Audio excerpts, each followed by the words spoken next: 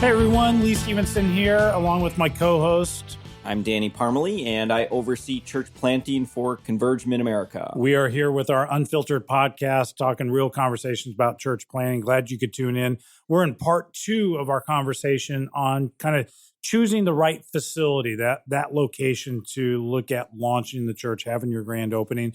Part 1, we talked about schools and talked about movie theaters, kind of the bonuses, challenges that come with both of those.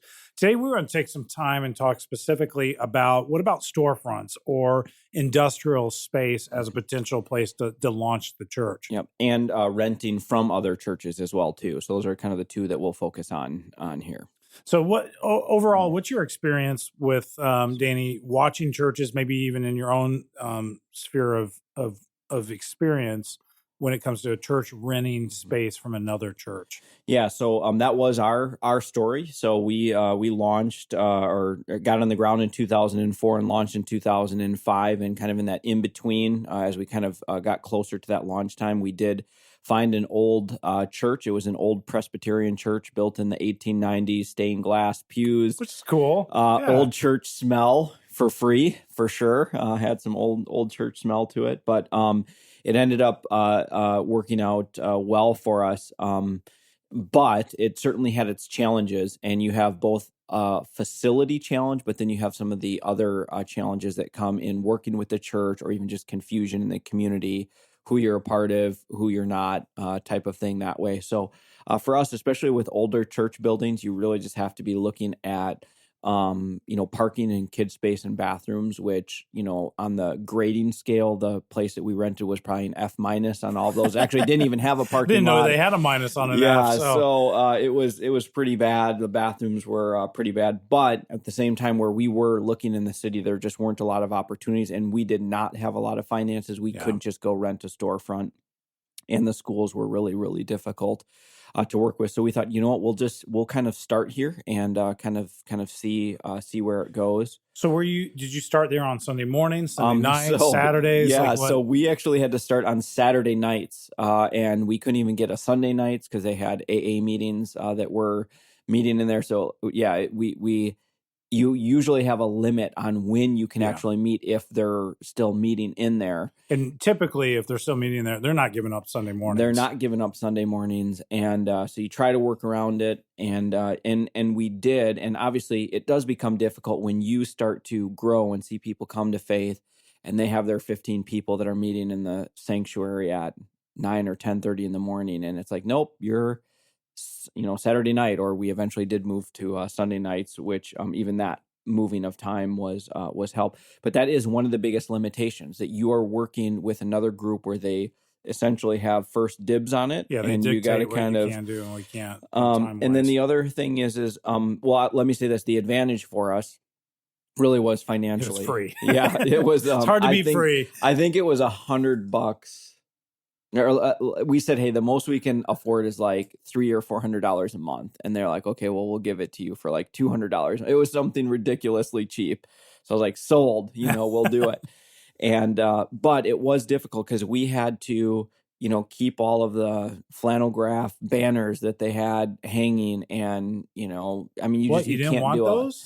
Didn't flannel graph is kind of coming back, I hear. So you with environment, we couldn't do a lot, and same thing with they had a sound system in there, but it wasn't gonna really be the same. And so then it was like, well, can we have extra space? And we did some of the same things, like, okay, well, we'll put in an extra projector here, but that was a whole situation because it was covering up the organ pipes. And it has to go through a committee. It has to go through this committee. Yeah. Yeah. So, and then, like I said, the other thing is just people, or I should say an advantage is that when you do meet in a church building, there are certain unchurched people where it feels a little less cultish that you're meeting in a church. And so there was that advantage of kind of the stained glass. And we did kind of play off of the whole ancient future type of thing, because this was an old church, and yet obviously the worship and the preaching and everything else was relevant. So there was such a stark contrast that there was a little bit of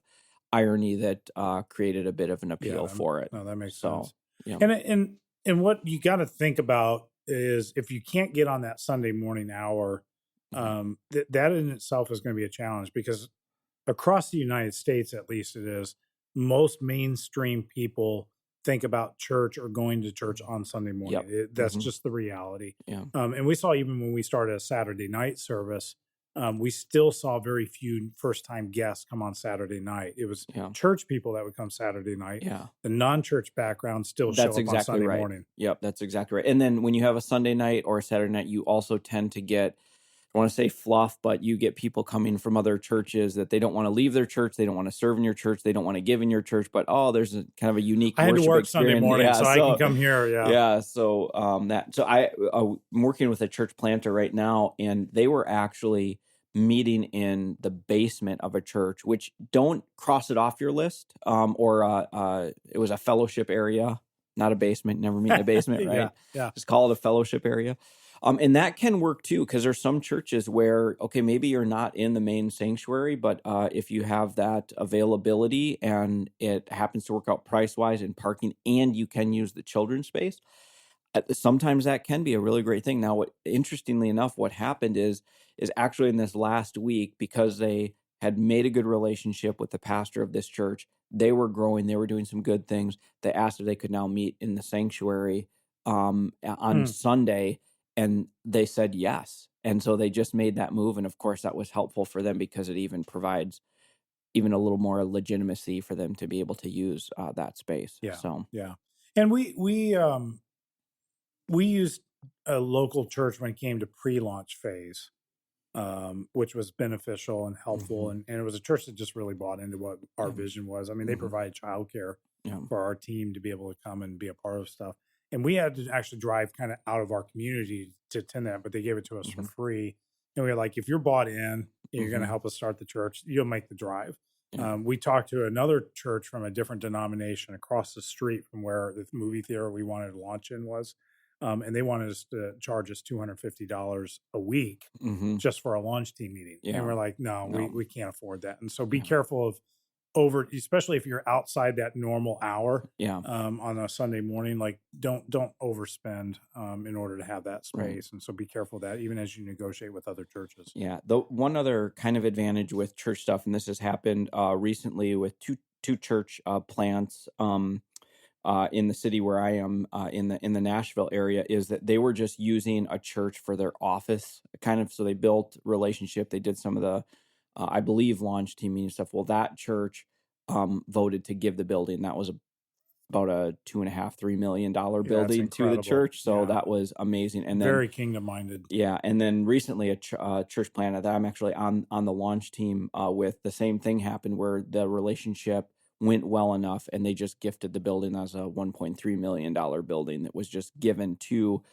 this church planter for the next generation to be able to do it. Phenomenal. So I hope we hear more and more stories like that. That's incredible. And it's an encouragement to me, and I want our planters and pastors to be doing the same thing and not just hanging on to buildings. And I hope that I'll do the same if I'm in a congregation or on a board or pastoring a church at that time, to go, you know what, the next generation is coming and there's only a few of us left. Let's pass the baton, and let them do that. But what about the other side of it?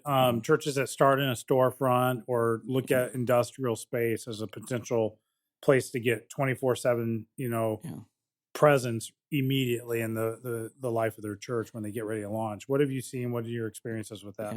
I think you usually need quite a bit more funds to be able to do that, because even if you happen to know a business person, here's 5,000 square feet and I'll give it to you for free, you're going to need some sort of build out. You may even need to get special permitting, because a lot of warehouse space is not permitted for gathering. And the most expensive actually is bathrooms. And parking's difficult with the industrial space as well. Parking can be really difficult, or if you have to share it with whatever you're in other businesses, strip mall and business type of thing that way. But yes, having the 24/7, don't underestimate that. I mean, people in the community, and even if you don't have office hours and you're not doing stuff there 24/7, it just says, we are here. We are here to stay.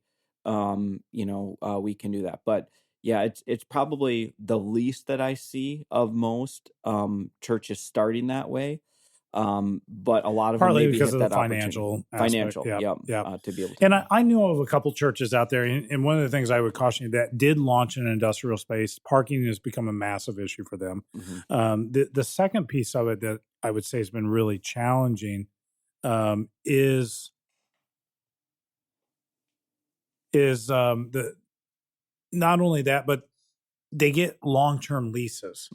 Yeah. And so in the midst of the long-term lease, that church has grown and they really need to find another location and change facility, but they're now locked into a long-term lease that they can't get out of. And it's actually become a detriment to their overall impact within that community because they're out of space. And it doesn't matter how creative they can be at this point. They literally have no more room to even put children into spaces, let alone bathroom space and stuff of that sort.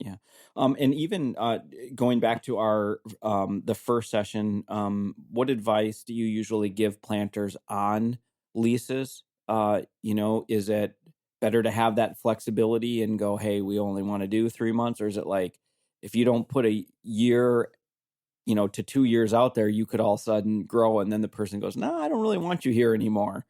So what's your advice on I think it depends on the facility and what kind of terms you can actually come to. The terms obviously need to be favorable to the church and the potential growth of impact within that community. If they're not favorable to that, then don't do it. And this is where I would encourage a lot of planters, like find some businessmen that are used to commercial lease situations and get their advice. Have them read through the contracts. They may see things that you naturally don't see just because it's not your world. You're not living in that. And I found that, like, I had a commercial real estate realtor in our community that just befriended us and really helped us out when we were looking at potential renting some space. And we ended up officing off-site and had to rent industrial space for our offices. And he was huge help in the negotiating process for us to do that. And honestly, it didn't cost us anything in the long run as well. But typically I would say you want to be careful signing any lease over 3 years. But if it's a great space and you get really favorable terms, I would definitely be willing to sign up to 3 years to be able to keep that space and then always put a contingency, like we get first rights of refusal once that lease is up. So that way somebody else can't just swoop in and outbid you to take that space. You get the first rights to be able to say, no, we want to renew the lease and continue to be able to stay here. So you want to work those type of things within that lease. That's great. How important is having your office space there? And I say that for all of them, obviously theater schools, that can't be, but, whether it's church-based or storefront, advantages or disadvantages. You're talking to the guy that has never had an office in the church building, Danny. So Well, speak to it because ever since we planted back in 2009, the first church, I've never officed in my church. I think we got 6 weeks where we actually, when we moved from portable into our permanent facility, they had some pre-office space. I painted it, put flooring down. It's like, this is fantastic. I got my space, and 6 weeks later, we had already grown and needed that for children's space. We couldn't use it for office space anymore. Honestly, in our world today, it's become much more culturally acceptable to be able to hang out at coffee shops and other locations.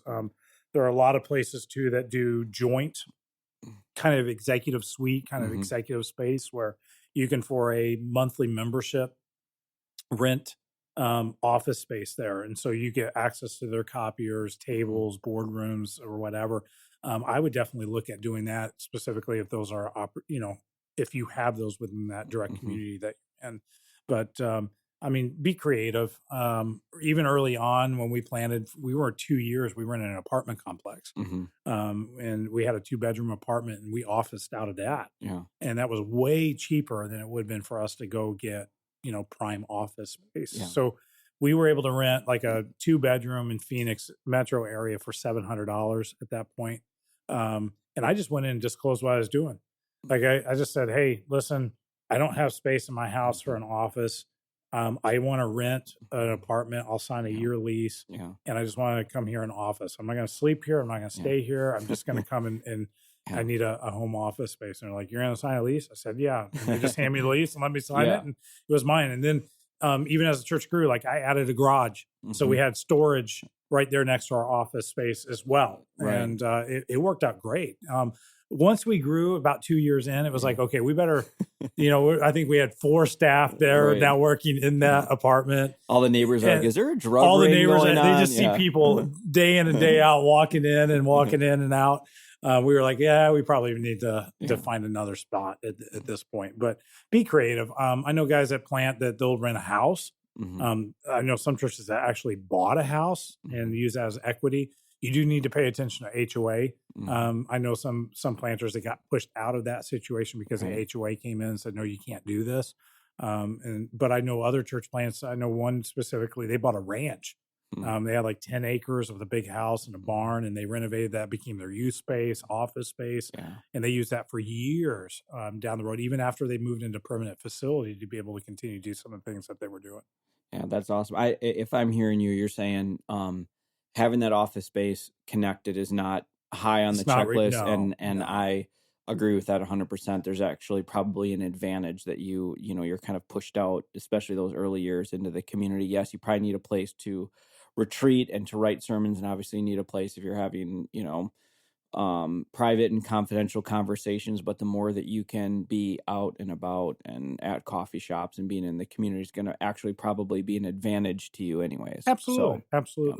Especially if you have a level of extrovertedness and are able to engage people in those spaces. So, how much is too much? I know we've talked just a little bit. And again, it's going to be so relative to different parts of the country and city versus suburban versus rural type of thing. But any rules of thumb when you're looking at the kind of financial goal?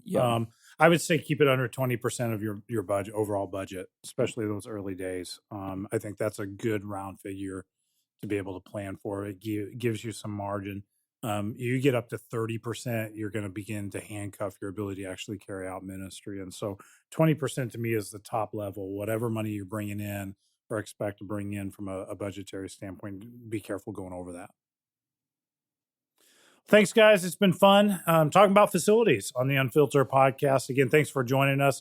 My name's Lee, my buddy here, Danny, with you. And until next time, keep it real.